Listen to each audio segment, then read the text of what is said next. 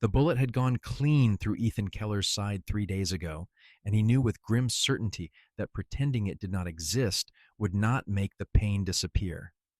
He gritted his teeth as he dismounted from his horse outside the general store in Monticello, Utah, pressing his arm against his ribs where the makeshift bandage he had tied in the darkness of that first night was now soaked through with something that smelled wrong.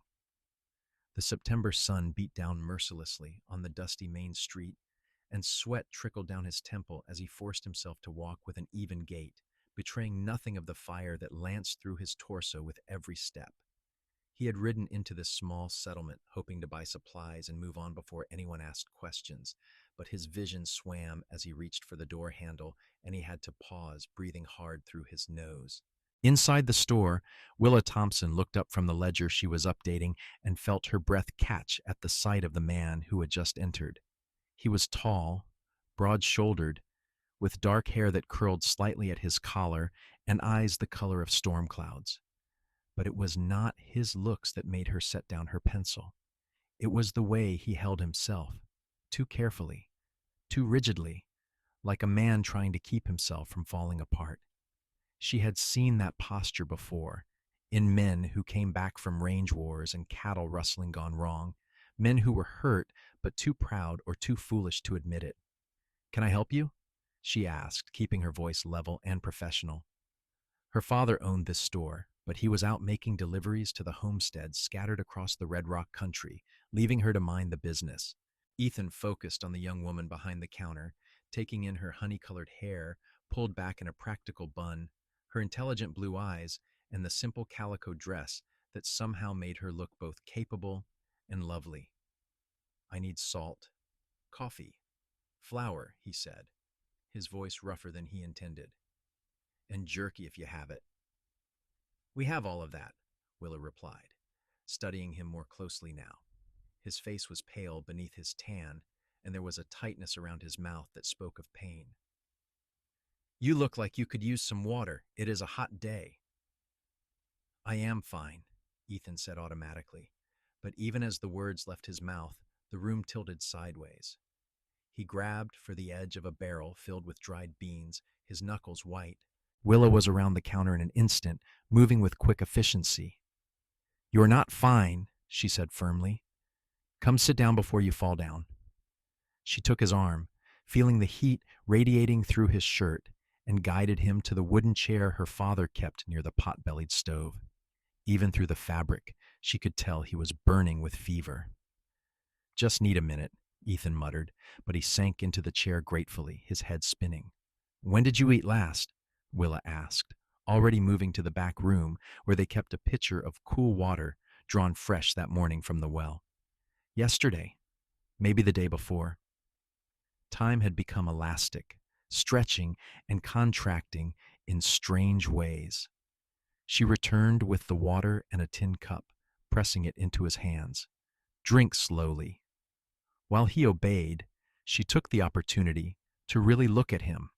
His clothes were dusty from travel, his boots worn but well made. He wore a gun belt, but then most men did out here. What concerned her was the way he kept his left arm pressed against his side, and now that she was close, she could see a dark stain on his shirt, mostly hidden by his vest and the way he was sitting. "You are hurt," she said quietly. "It is nothing." "If it were nothing, you would not be about to pass out in my father's store." Willa crossed her arms, her jaw set in a way that her friends would have recognized as her stubborn look. "Let me see." "Madam, I appreciate your concern, but I will get my supplies and be on my way. You will not make it another mile in your condition." She softened her voice, seeing the wariness in his eyes. "I am not going to run for the sheriff, if that is what you are worried about. But you need help, and I can provide it. My mother was a nurse before she married my father. She taught me how to tend wounds." Ethan met her gaze, searching for any sign of deception or fear, but he saw only determination and something that might have been compassion. He was out of options. The wound was worse this morning than it had been yesterday, and he knew that if infection set in, he would be dead within a week, maybe less. "It was an accident," he said finally. A misunderstanding with some cattle rustlers up near the Colorado border. I was not part of their gang, just happened to be riding through when a posse showed up. Got caught in the crossfire. Can you stand? Willa asked. He nodded, using the arms of the chair to push himself up. The room stayed mostly steady this time. My father will not be back until evening. There is a room behind the store where we keep overflow inventory. You can rest there, and I will take a look at that wound. She paused, then added, I am Willa Thompson, Ethan Keller. She led him through the store to a door at the back, into a room that smelled of burlap and dried herbs. There was a cot against one wall, probably for her father to use during inventory days, and a small window that let in dusty shafts of afternoon light. Sit, she instructed, and went to gather supplies. Ethan lowered himself onto the cot, every movement sending fresh waves of pain through his side. He had been a fool to think he could just keep riding, that his body would heal itself through sheer willpower. But after the shooting, he had panicked, wanting only to put distance between himself and that canyon where bullets had flown and men had died. He had not been part of it, had just been in the wrong place at the wrong time, but he doubted any lawman would believe that if they caught him. Willa returned with a basin of water, clean rags, a bottle of whiskey, and a small wooden box that clinked when she set it down. You will need to remove your shirt, she said matter-of-factly, though her heart was beating faster than usual. She had tended wounds before, but never alone with a man she did not know, and never for someone who made her aware of him in a way that had nothing to do with nursing. He shrugged carefully out of his vest and began unbuttoning his shirt, his fingers clumsy. When he peeled the fabric away from his side, Willa drew in a sharp breath. The wound was a ragged hole just above his hip, red and inflamed, the skin around it hot and angry. The bandage he had tied over it was filthy, crusted with dried blood and other fluids. But what concerned her most was the smell and the streaks of red radiating outward from the wound. This is bad, she said, not sugarcoating it. The bullet went through? Yes, exit wound in the back. She moved around to look and found a matching hole, this one slightly larger and just as inflamed. You are lucky it did not hit anything vital, but you are unlucky that you let it get this dirty. She soaked a clean rag in the water and began to carefully clean away the dried blood and debris. This is going to hurt. I have noticed that pain, and I have become well acquainted lately, Ethan said, trying for levity, but his voice was strained. As gently as she could, Willa cleaned both wounds, wincing in sympathy when he hissed in pain. The skin was hot to the touch, and she could see pus forming at the edges. I need to clean this thoroughly, which means whiskey. It will burn worse than anything you have felt in a while. Do what you need to do. She uncorked the bottle and met his eyes. Hold on to something. Then she poured the whiskey directly into the entrance wound. Ethan's back arched, and he grabbed the edge of the cot so hard his knuckles cracked, but he did not cry out. Sweat broke out across his forehead as the alcohol seared through the infected tissue. Before he could catch his breath, she had him lean forward and poured whiskey into the exit wound as well.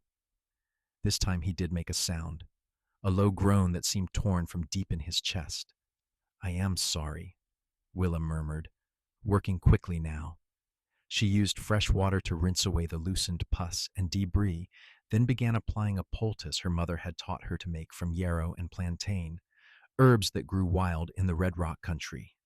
The poultice would draw out infection and promote healing. She worked with steady hands, aware of the intimacy of touching his bare skin, of the way his muscles tensed under her fingers. Where were you headed? She asked, partly to distract him, and partly because she was curious. Nowhere in particular, Ethan said through gritted teeth. Just away. Away from what? Trouble. Always trouble. He opened his eyes and looked at her.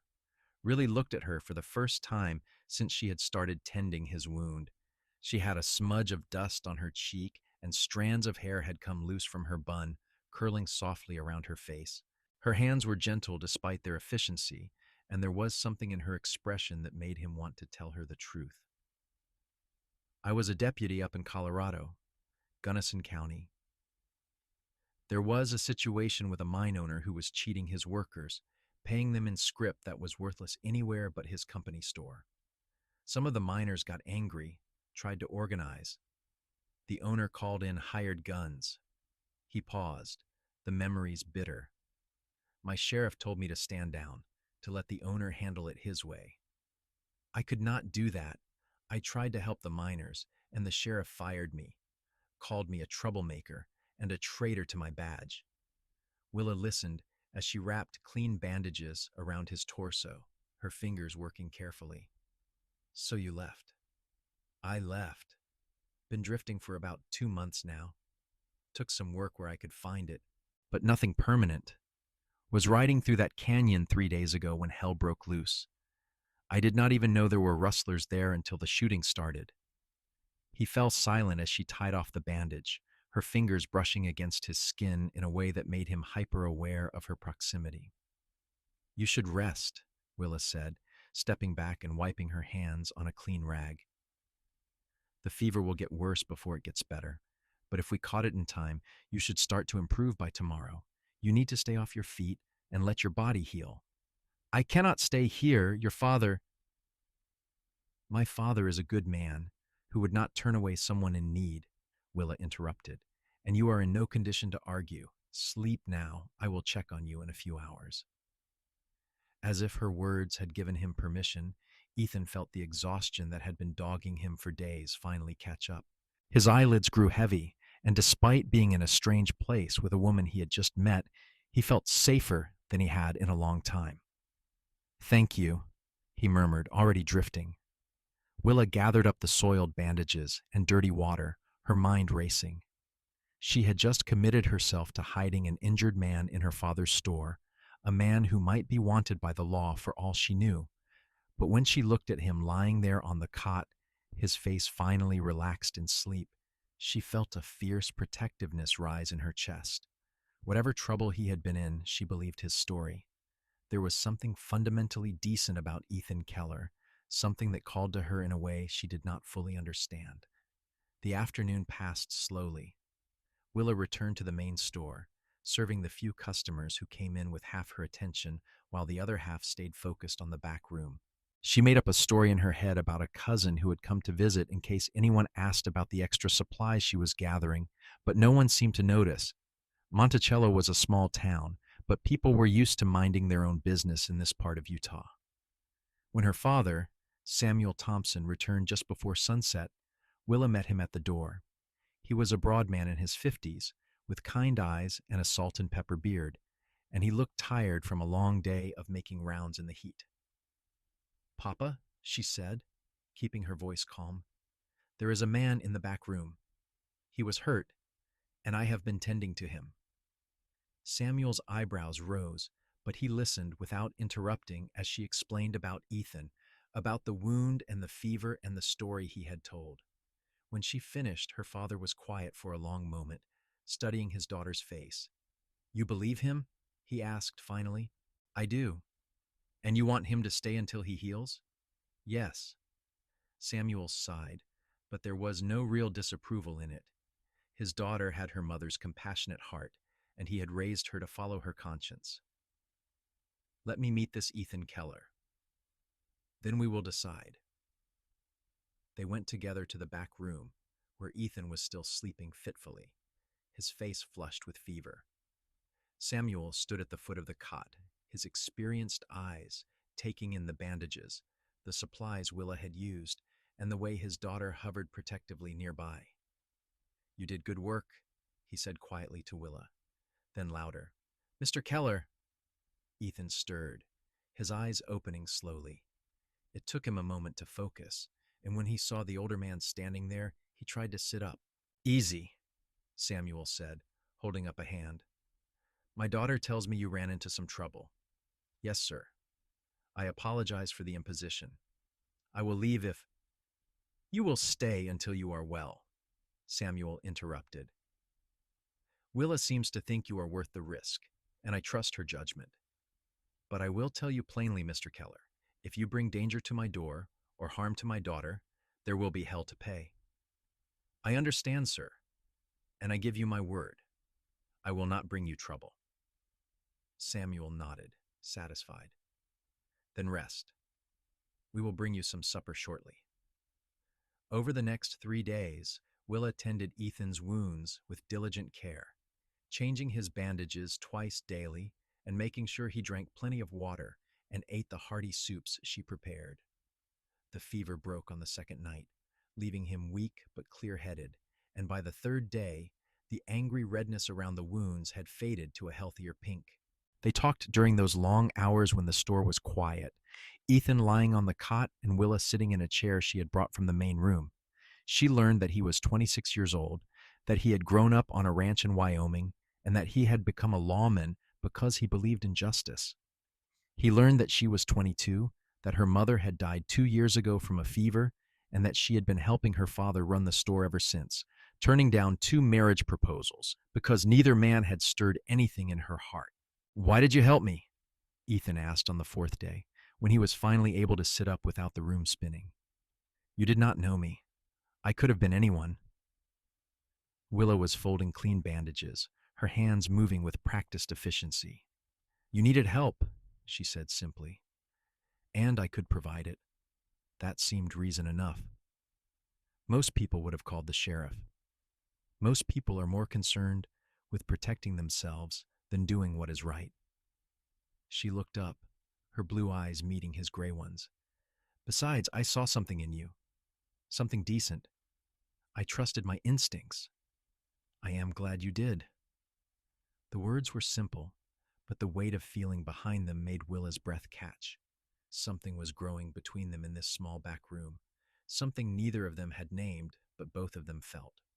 By the end of the first week, Ethan was able to move around carefully, and he insisted on making himself useful. He could not lift heavy things yet, but he helped Willa organize the shelves in the storeroom, taking inventory and making notes for her father. They worked side by side in comfortable silence, occasionally broken by conversation that ranged from the mundane to the profound. "What will you do when you are healed?" Willa asked one afternoon, not looking at him as she counted tins of peaches. The question had been on Ethan's mind as well. A week ago, his answer would have been simple: keep drifting, find work somewhere, move on when restlessness took him. But now, the thought of leaving Monticello, of leaving Willa, made his chest tight in a way that had nothing to do with his healing wound. "I do not know," he admitted. "I suppose I should find work somewhere. I am good with horses, good with cattle. Ranch work should not be too hard to come by." "There are ranches around here that always need hands," Willa said, still not meeting his eyes. "The Hanson spread, for one. They run cattle in the LaSalle Mountains during the summer." "Is that a suggestion?" Now she did look at him, and he saw something vulnerable in her expression, something that made his heart beat faster. "It is a hope," she said quietly, "that you might stay." Ethan set down the ledger he had been writing in and took a careful step toward her.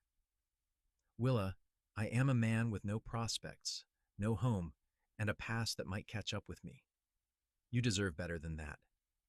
Maybe I should decide what I deserve." There was a tremor in her voice now, emotion breaking through her usual composure. "You are a good man, Ethan Keller. I knew it the moment I saw you, and everything I have learned since has confirmed it. If you want to stay, if you want to build something here, then stay. If you want to keep running, then go. But do not make that choice for me." He reached out slowly, giving her time to pull away, and cupped her face in his hand. Her skin was soft, and when she leaned into his touch, something in his chest cracked open. "I want to stay," he said, his voice rough with feeling. "God help me, I want to stay more than I have wanted anything in a long time."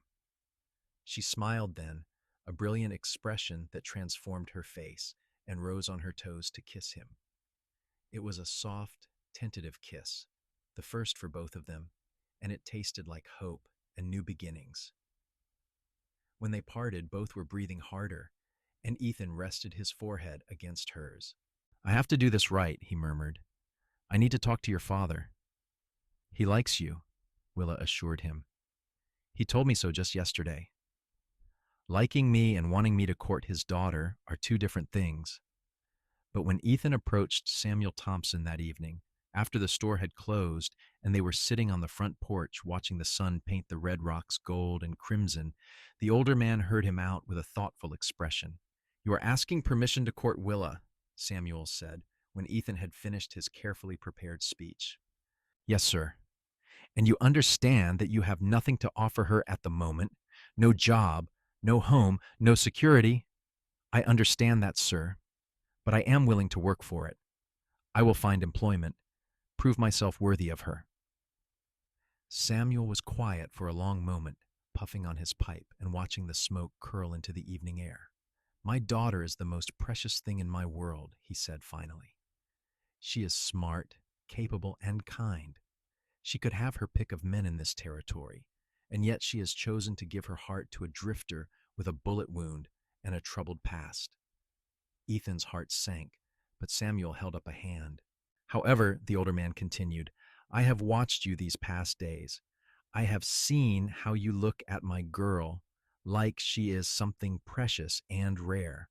I have seen how you insist on being useful despite your pain, how you speak to her with respect and genuine interest. And I have seen how happy she has been, happier than I have seen her since her mother passed." He turned to look directly at Ethan. "So yes, you have my permission to court her, but know this, if you hurt her, if you prove unworthy of the trust she has placed in you, I will make you regret it." "I understand, sir, and I swear to you I will do everything in my power to make her happy." "See that you do." Samuel stood, knocking his pipe against the porch railing. "Now, I believe there is a young woman inside who is pretending not to listen at the window. You should probably go tell her the news." Ethan found Willa in the kitchen, ostensibly washing dishes, but clearly distracted. When she saw his face, she set down the plate she was holding, her expression hopeful and anxious. "He said yes," Ethan told her, and was rewarded with another of those brilliant smiles. The next day, Ethan rode out to the Hanson ranch that Willa had mentioned. It was a sprawling operation that ran cattle in the high country and horses in the valley, owned by a Swedish immigrant named Magnus Hansen and his 3 sons. Magnus was a practical man who cared more about a worker's ability than his past, and after watching Ethan handle a fractious mare with quiet competence, he hired him on the spot. "You can start Monday," Magnus said in his accented English. "Bunkhouse has space and we pay fair wages. Work hard and you will have a place here as long as you want it." The work was hard but satisfying, and Ethan threw himself into it with determination. He rose before dawn to help with the horses, spent long days in the saddle checking fence lines and moving cattle, and fell into his bunk at night exhausted but content. His wound continued to heal, thanks to Willa's careful tending, and within a month he was back to full strength. Every Sunday, his day off, he rode into Monticello to see Willa. They walked together through the town, attended church services where curious eyes followed them, and spent quiet afternoons sitting on the porch of the store talking about everything and nothing. Sometimes Samuel joined them, regaling Ethan with stories of the early days in Monticello, when the town was barely more than a few buildings and the conflict with local Ute tribes had been a constant concern.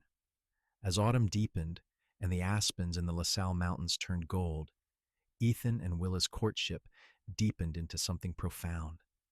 They learned each other's moods and habits, their hopes and fears. Willa shared her dream of expanding her father's store, maybe opening a dress shop on the side where she could sell the intricate embroidery work she did in her spare time. Ethan confessed his fear that his past would catch up with him, that somehow the law would come looking for him despite his innocence. "Then we will face it together," Willa told him firmly. "Whatever comes, you are not alone anymore."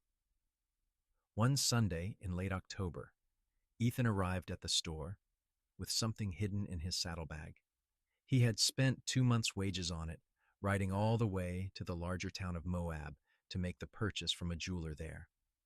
His hands were shaking slightly as he helped Willa into her coat for their customary walk. They headed out of town, following a path that led to a small overlook where you could see the valley spread out below, the San Juan River winding through the red rock like a silver ribbon. The cottonwoods along the riverbank were golden, and the air had the crisp bite of approaching winter. Willa, Ethan said when they reached the overlook, taking both her hands in his, I know we have not been courting long. By conventional standards, I should probably wait another year before doing this. But I am not a patient man when it comes to you, and I cannot imagine my life without you in it.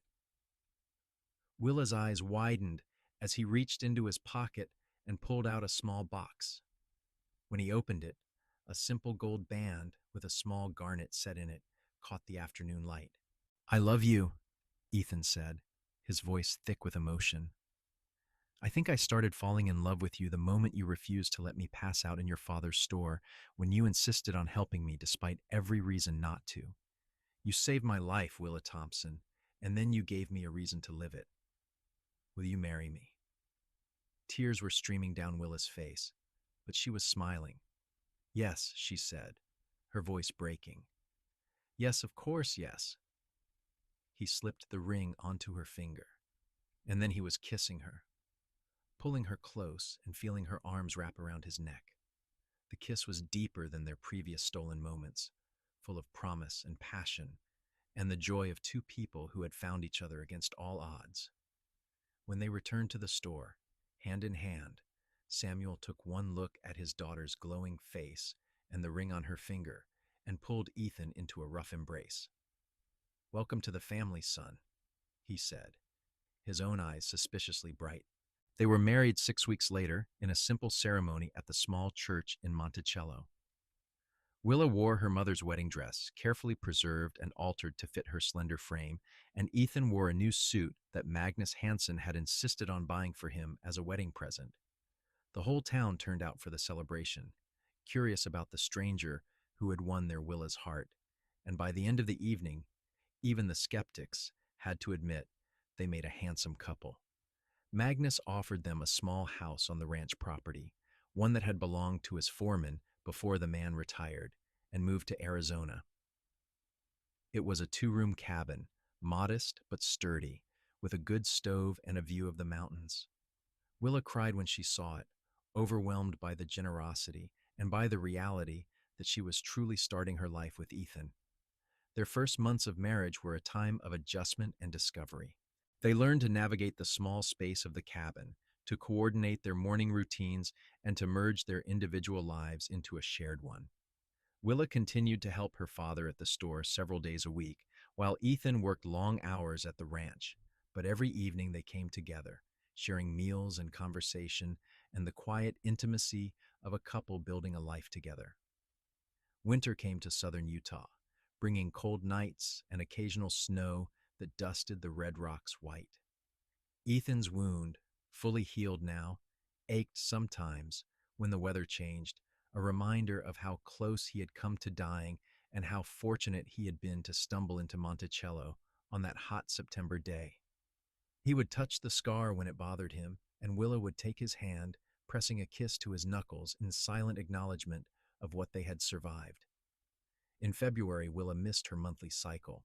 At first, she said nothing, not wanting to raise hopes prematurely, but when she missed a second month and began feeling queasy in the mornings, she could no longer deny the truth.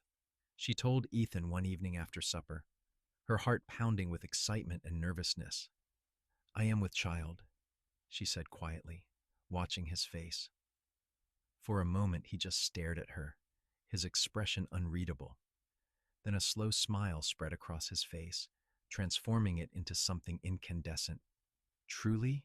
He asked, his voice cracking. Truly. He was across the room in 2 strides, sweeping her up in his arms and spinning her around despite her laughing protests. We are going to have a baby, he said, wonder in his voice. Willa, we are going to be parents. We are, she confirmed, holding his face in her hands. Are you happy? Happy does not begin to cover it. I am... He paused, searching for words. I am overwhelmed, terrified, elated, all of it at once. They told Samuel the next Sunday, and the older man's reaction was everything they could have hoped for. He embraced his daughter, then Ethan, and declared that he was going to be the best grandfather in the entire territory of Utah.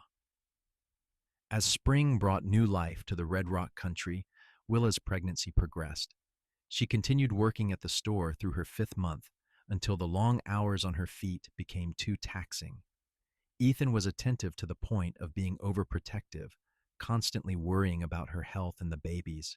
Magnus was generous, adjusting Ethan's workload so he could spend more time at home, and the other ranch hands teased him good-naturedly about his impending fatherhood.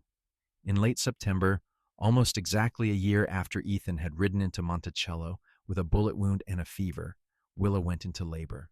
Ethan sent for the midwife, a capable woman named Mrs. Carson, who had delivered half the babies in San Juan County, and then proceeded to pace a hole in the cabin floor while Willa labored in the bedroom.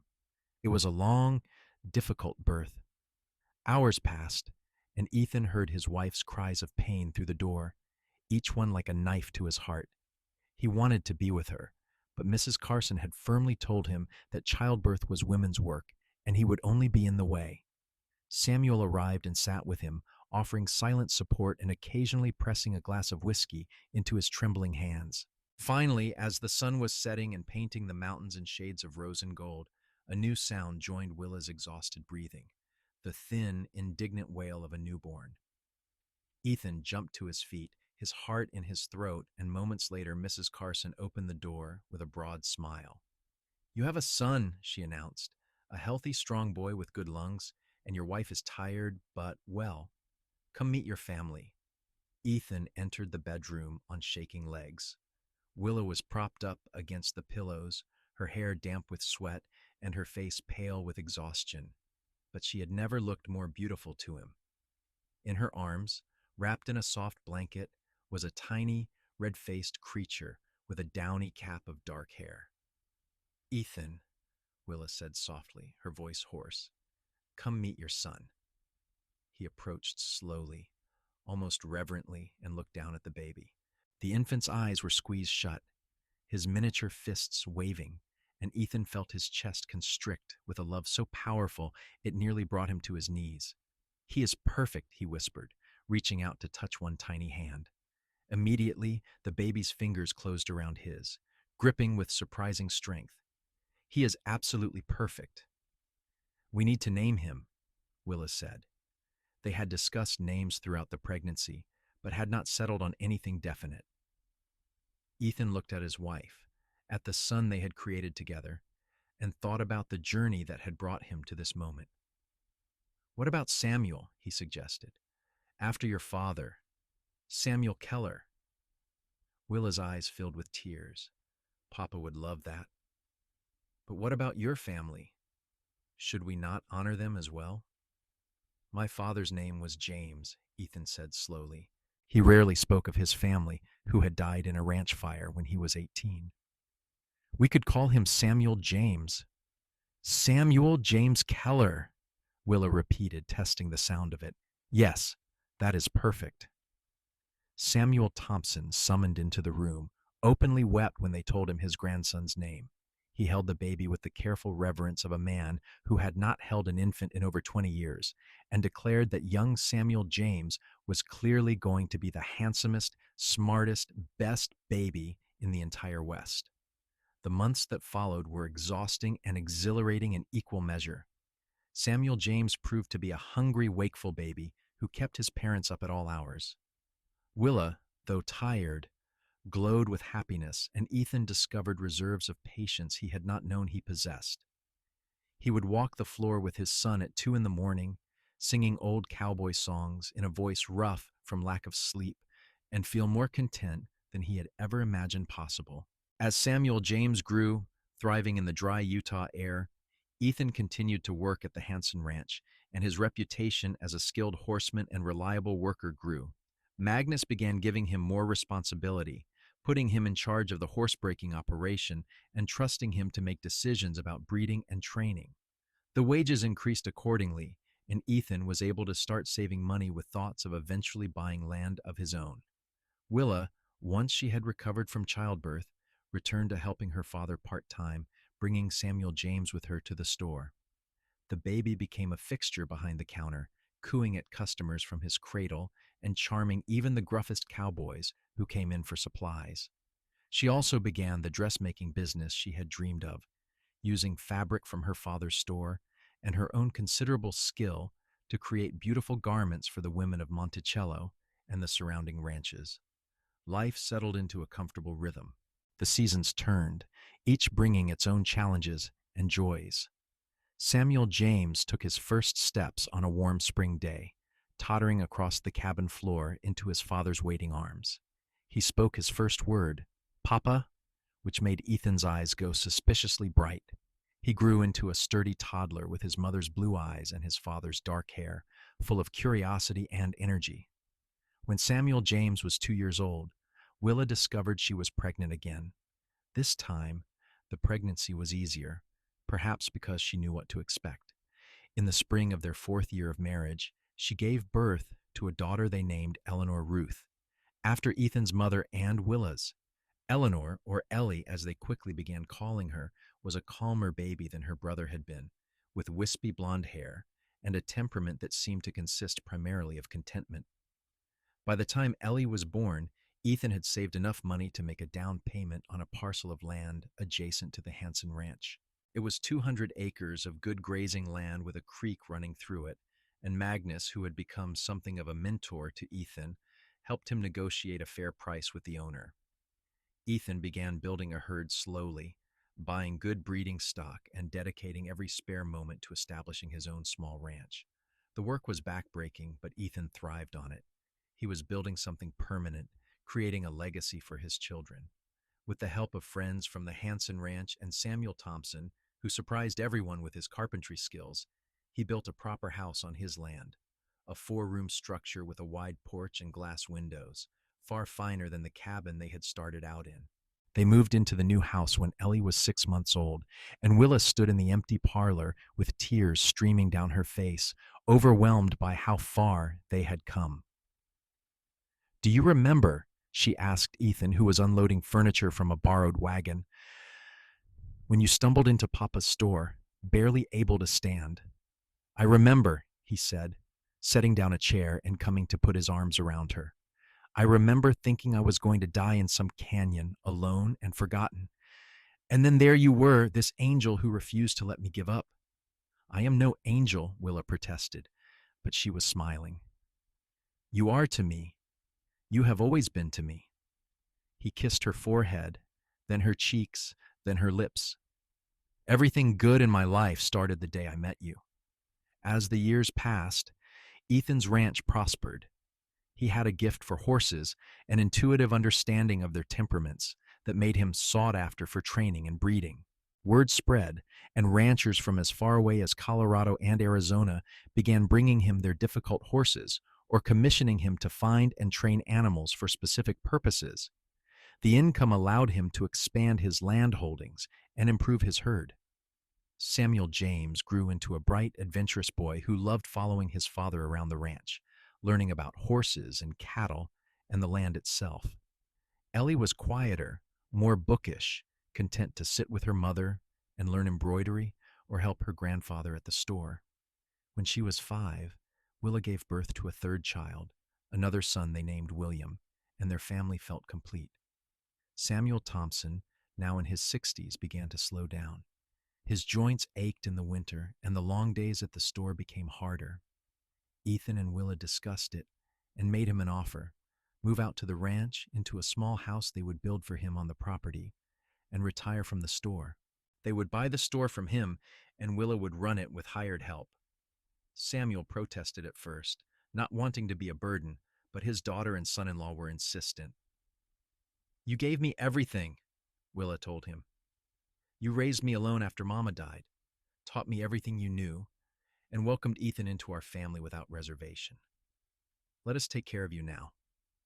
So, Samuel moved to the ranch, into a comfortable cottage within sight of the main house, and spent his days spoiling his grandchildren and helping with light work around the property.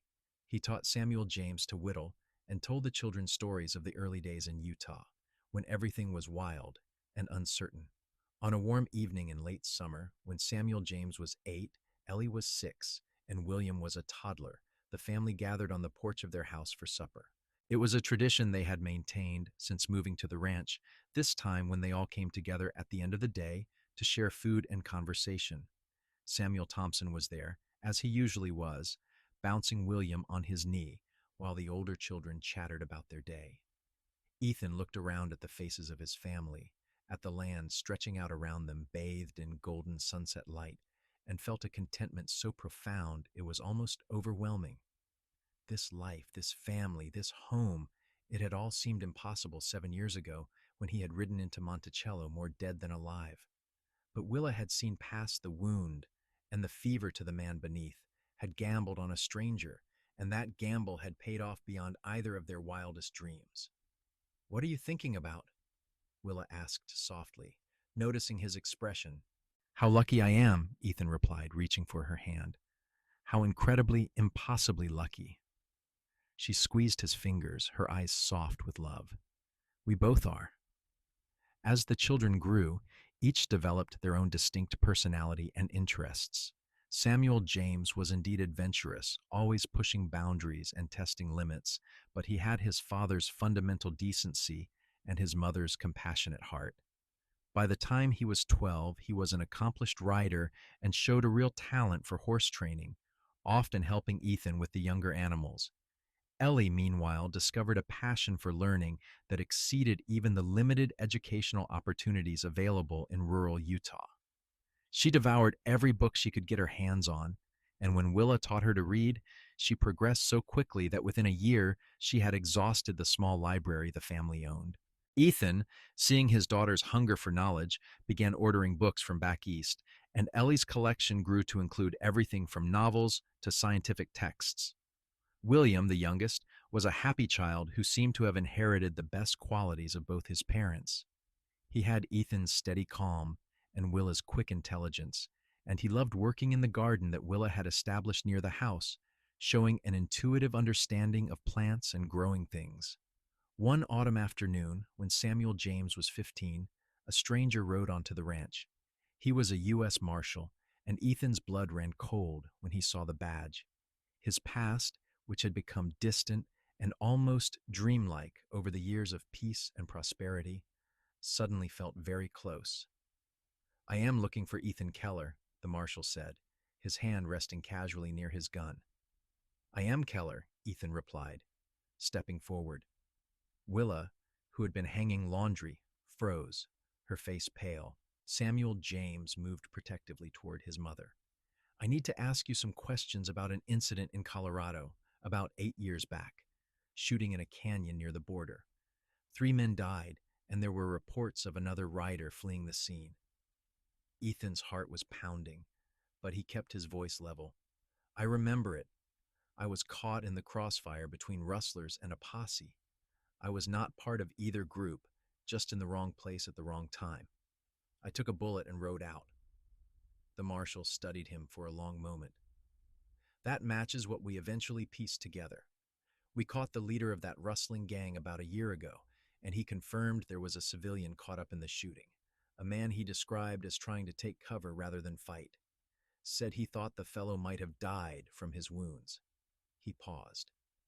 "We have been trying to track down all the witnesses to close the case. You are the last one." "So I am not wanted?" Ethan asked carefully. "Not for anything. I just needed to confirm your version of events for the official record." The marshal pulled out a small notebook and a pencil. "If you could give me a statement, I will be on my way." Relief flooded through Ethan so powerfully he felt lightheaded. He gave his statement, describing the shootout and his flight, and the marshal wrote it all down. When he was done, the man tucked his notebook away and tipped his hat. "Thank you for your cooperation, Mr. Keller. I can see you have built a good life here. I am glad that shooting did not rob you of your future." He glanced at Willa and the children. "You have a fine family." After the marshal left, Ethan stood in the yard for a long moment, letting the reality sink in. It was truly over. The shadow that had hung over him, however faintly, for 8 years was finally gone. He was free. Willa came to him, sliding her arms around his waist and pressing her face against his chest. "It is over," she whispered. "It is over," he agreed, holding her tight. "Everything is finally, completely right." That night, after the children were in bed, Ethan and Willa sat together on their porch, watching the stars emerge in the vast Utah sky. They talked about the marshal's visit, about how close Ethan had come to dying in that canyon, and about the chain of events that had led him to Monticello. "Sometimes I think about what would have happened if I had ridden past your town," Ethan mused. "If I had tried to make it to the next settlement." "You would have died," Willa said bluntly. "The infection was already taking hold. Another day, maybe two, and it would have been too late. So you literally saved my life. And you gave me a life worth living." She turned to look at him, her face serious in the starlight. "I was content before you came, Ethan, but I was not truly happy. I was going through the motions, helping Papa, keeping busy, but there was no joy in it. You brought me joy. You brought me love. You gave me this family, this home, this life. So yes, I cleaned your wound and kept you from dying. But you saved me too, in a different way." He kissed her then, a slow, deep kiss that spoke of years of partnership and love and mutual respect. When they parted, both were smiling. The years continued to roll by, each bringing its own mix of challenges and blessings. Samuel Thompson passed away peacefully in his sleep at the age of 70, leaving a hole in the family that never quite healed but gradually became bearable. They buried him in the small cemetery outside Monticello, and his grandchildren, who had loved him dearly, planted a cottonwood tree near his grave. Samuel James, at 19, announced his intention to join the newly formed Forest Service, wanting to help protect the wild lands he had grown up exploring. It was a proud moment for his parents, seeing their son choose a path of service and conservation. Ellie, at 17, received a scholarship to attend a teaching college in Salt Lake City, her academic excellence finally receiving the recognition it deserved. And William, at 14, was already helping Ethan run the ranch, showing a maturity beyond his years. On a crisp October morning, 20 years after Ethan had first ridden into Monticello, he and Willa rode out together to a favorite spot on their land, a high ridge that overlooked the valley. They left their horses to graze and sat on a flat rock, looking out at the vista spread before them. "Do you ever regret it?" Willa asked. "The life you might have had if you had stayed in Colorado, or if you had kept drifting?" Ethan did not even have to think about it. "Never. Not for a single moment. This life with you, with our children, on this land, it is more than I ever dreamed of having. You took a chance on a wounded stranger, Willa, and that changed everything." "I saw something in you," she reminded him, leaning against his shoulder. "Something worth saving." "And I saw something in you," he replied, kissing the top of her head. "Something worth staying for, worth building a life for, worth everything." They sat in comfortable silence, watching the shadows of clouds move across the red rocks, feeling the warmth of the sun and the cool breeze carrying the scent of sage. It was a perfect moment, one of thousands they had shared over the years, and it spoke to the depth of their love and the strength of their partnership. As they rode back to the ranch later that afternoon, they could see smoke rising from the chimney of the house, which meant William had started the fire for supper. Samuel James's horse was in the corral, meaning their eldest was home for a visit from his forest ranger station. And through the window, they could see Ellie, home from college for the autumn break, setting the table. "Our family," Willa said softly, a smile playing on her lips. "Our family," Ethan agreed. "Everything I ever wanted and more than I ever deserved." They rode into the yard together, dismounting and unsaddling their horses with the practiced efficiency of 20 years of partnership. As they walked hand in hand toward the house, toward the warmth and light and voices of their children, Ethan found himself thinking once again about that September day so long ago when he had been desperately hurt and alone and certain he was going to die. He had been wrong. He had not died. Instead, he had found a woman brave enough to help a stranger, compassionate enough to look past his wounds to the man beneath, and strong enough to build a life with him. He had found love, family, purpose, and home. The scar on his side, faded now to a thin silver line, would always remind him of how close he had come to losing everything before he even knew it existed. But it also reminded him of Willa's gentle hands cleaning the wound, of her fierce determination that he would live, and of the love that had grown from that moment of desperate need. That evening, as the family gathered around the dinner table, laughing and talking over each other in the way of people who are comfortable and secure in their love for one another, Ethan caught Willa's eye. She smiled at him, that same brilliant smile that had first captured his heart 2 decades ago, and in that smile he saw their whole history, the fear and pain of their first meeting, the slow building of trust and affection, the joy of their wedding day, the births of their children, the hard work and occasional setbacks, and the steady, enduring love that had carried them through it all. He raised his glass. "A toast," he said, and the table fell quiet, all eyes turning to him. "To family, to love, and to the woman who saved my life in more ways than one. To Mama," the children chorused, raising their own glasses. "To us," Willa said softly, her eyes shining with tears and happiness. "To the life we built together." They drank, and then the conversation resumed, flowing around them like a warm tide. Outside, the Utah night deepened, stars emerging one by one in the vast sky. Inside, the Keller family continued their meal, secure in the knowledge that they were loved and safe and home. Ethan reached under the table and found Willa's hand, lacing his fingers through hers. She squeezed back, a gentle pressure that communicated volumes. 20 years ago, she had cleaned his wounds and saved him from infection and death. But in the years since, she had done so much more. She had given him a reason to live, a purpose, a family, and a love that had transformed him from a drifting, wounded man into someone whole and happy and at peace.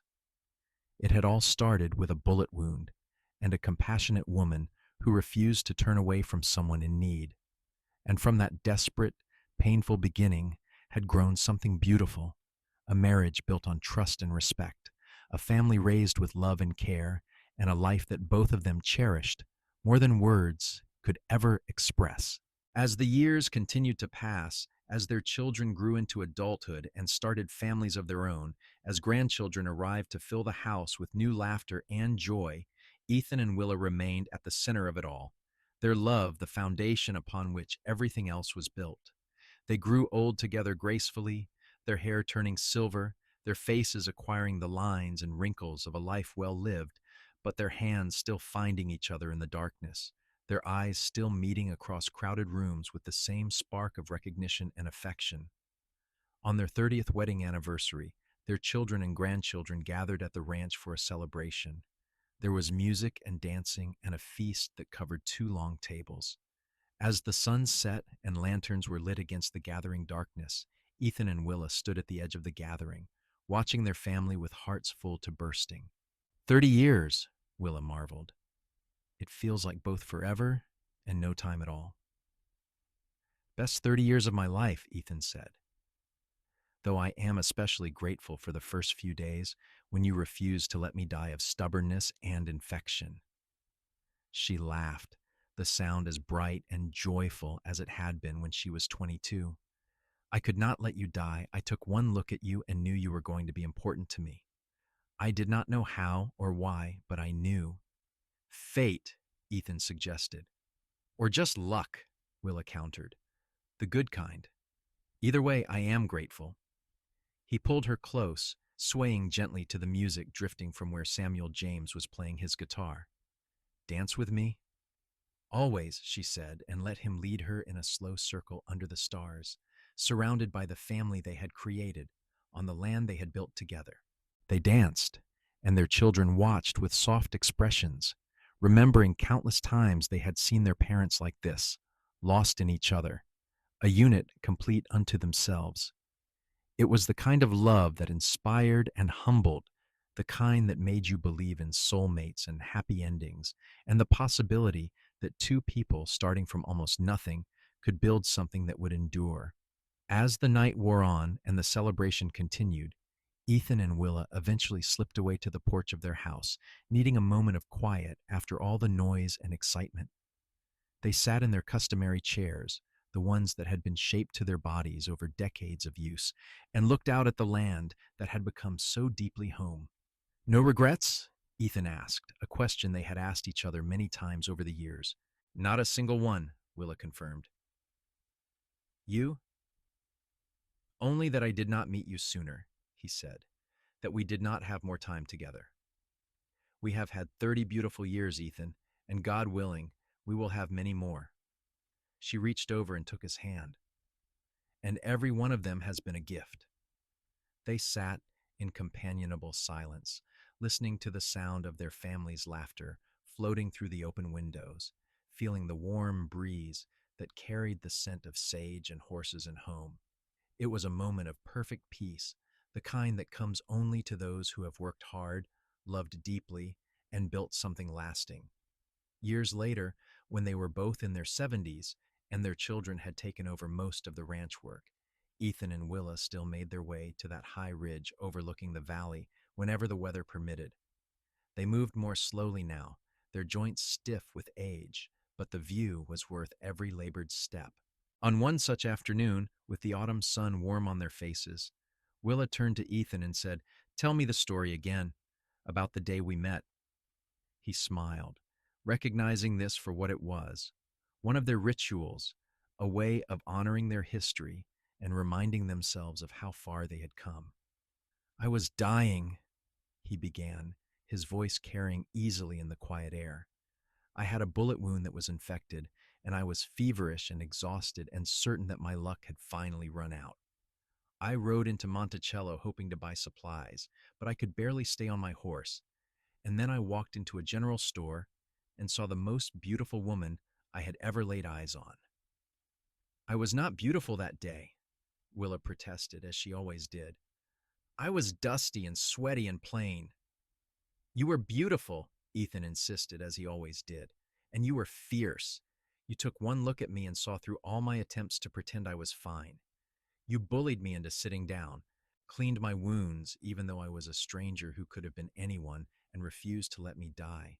You saved my life. And you gave me a life worth saving," Willa said, completing the familiar refrain. "We saved each other."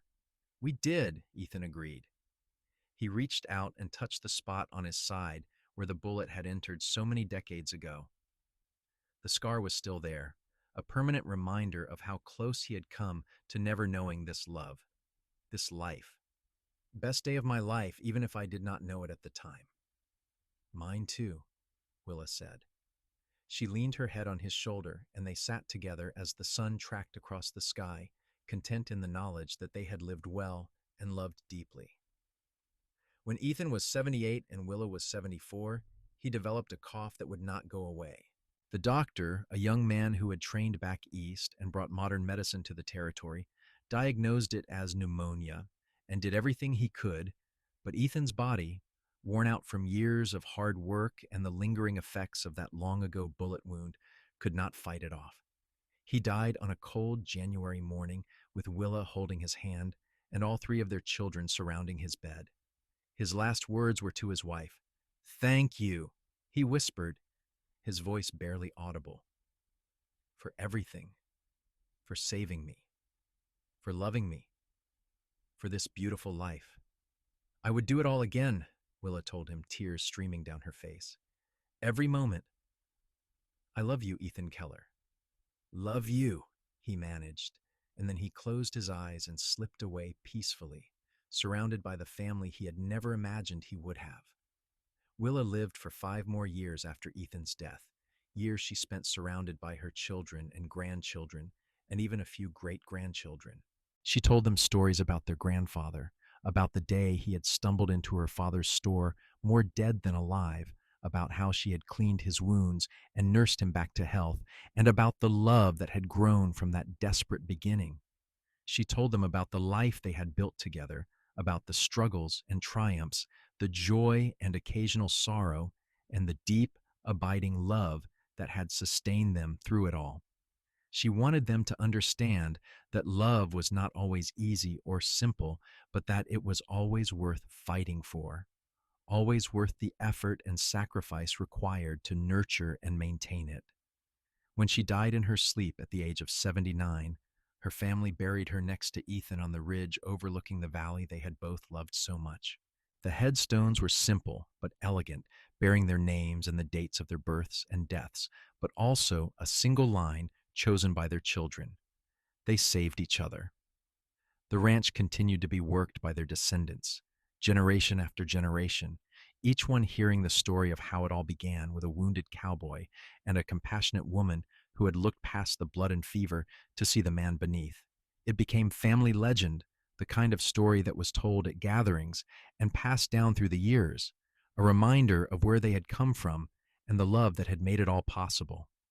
The small house where Ethan and Willa had first lived, the one on the Hanson property, eventually fell into disrepair, but their children preserved the larger house they had built, maintaining it as it had been in their parents' time. The porch where they had sat countless evenings remained, the chairs positioned just as Ethan and Willa had liked them, and sometimes family members would sit there in the twilight and feel the presence of the two people who had loved so deeply and built so well. In the decades that followed, as the West changed and modernized, as Utah became a state and the frontier gave way to civilization, the story of Ethan and Willa remained constant. It was told to new generations as an example of what love could be when two people committed themselves fully to each other, when they chose to see past wounds and scars to the essential goodness in another person. The wound that had nearly killed Ethan became, in the family telling, a symbol of how something painful and potentially deadly could, with the right care and love, become the beginning of something beautiful. Willa's decision to help a stranger to clean his wounds and nurse him back to health despite every reason not to became an example of compassion and courage that her descendants tried to emulate in their own lives. And the love that had grown from that desperate first meeting, the deep and abiding partnership that had lasted through 31 years of marriage and continued to influence their family long after both were gone, became proof that the best things in life often come from the most unexpected places, and that sometimes salvation arrives in the form of a gentle hand cleaning a wound before infection can set in. Their story lived on, passed from grandmother to grandchild, from father to son, a legacy more valuable than land or money or anything else they might have left behind. It was the legacy of love, of compassion, of two people who found each other against all odds and built something lasting and true. And high on that ridge where they were buried, where the wind swept across the red rocks and the view stretched for miles in every direction, their descendants would sometimes stand and look out at the land Ethan and Willa had loved, and they would remember. They would remember the wound, the compassion, the love, and the beautiful life that had grown from such a painful beginning. And in remembering, they would carry forward the lessons their ancestors had taught, that love is worth the risk, that compassion can change everything, and that sometimes the best way to save yourself is to save someone else first.